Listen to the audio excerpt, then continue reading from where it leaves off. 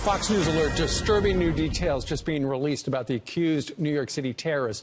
Investigators say he plotted the attack for almost a year. And if that's not alarming enough, he was actually interviewed by the FBI about a terror tie in 2015, but a case was never opened against him. Apparently, there was not enough evidence. This is the FBI releases a wanted poster for a second person of interest, both with addresses in Tampa. So what are Florida investigators doing to look into those connections? Let's talk to Florida Attorney General Pam Bondi. Attorney General, thank you very much for joining us. What can you tell us about this guy? Well, I can tell you that he hasn't lived in Florida, obviously, in quite a while. And in Florida, what we've done is we've created, Steve, the terrorism task force with Florida Department of Law Enforcement. And what we do is so great there. We work so well with the FBI, hand in hand. And that's what's happening here. But, of course, a lot of it's a pending investigation. A lot of it's kept quiet. But I can tell you that Florida law enforcement officials with the FBI, they are interviewing every known associate, every person this guy ever came in contact with in our state. That's right. We've got great law enforcement. And last year, in fact, legislatively, we increased Florida Department of Law Enforcement for situations just like this. Because these people are all over our country, and we've got to be able to vet them.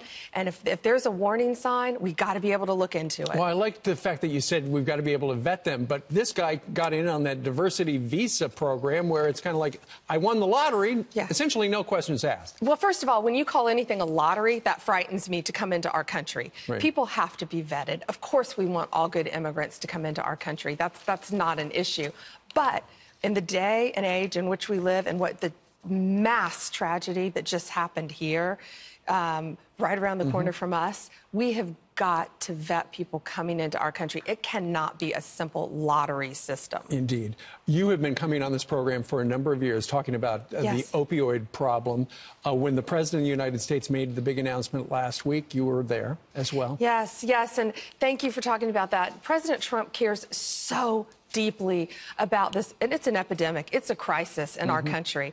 And if I can give one message to parents, you know, they're putting this heroin, this fentanyl now, 7 grains practically of fentanyl can kill a child, but they're putting it in pills like Xanax or Adderall that kids are buying to help them study and concentrate. But they're not getting that. They're getting heroin, they're getting fentanyl, and they're getting addicted. It is so much cheaper.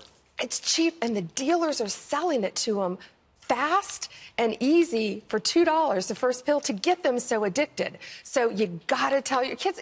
A lot of kids are getting addicted without knowing they're intentionally taking it the first time. So please don't take any pill from anyone who you don't know and you don't know what it is. That's the thing that's so frightening right now.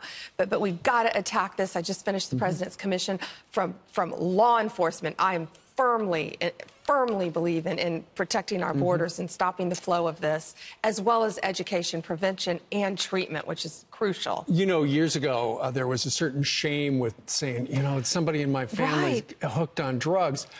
Now it seems to impact every single family, wherever you are in the economic food chain. You know, that's a great point, because yesterday we heard testimony from survivors and from families who had lost children. And you know, a great woman named Justin, she testified and she said, you know, if my family member had had cancer, people would have been bringing me casseroles.